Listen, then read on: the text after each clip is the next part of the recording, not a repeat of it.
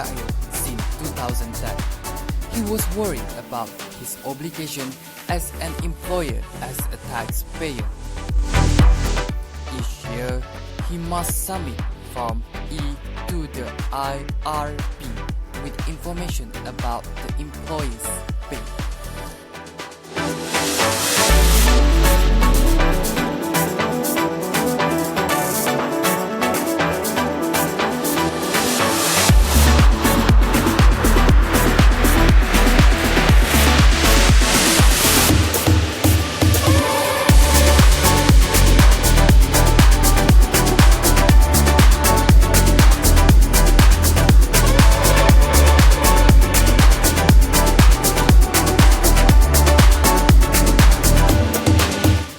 Adam is aware that he must file tax return. He has not yet registered for taxes. Encik Adam was unsure on how to apply for the taxpayer registrations and indeed to visit the nearest Inland Revenue Board Malaysia's LHDN.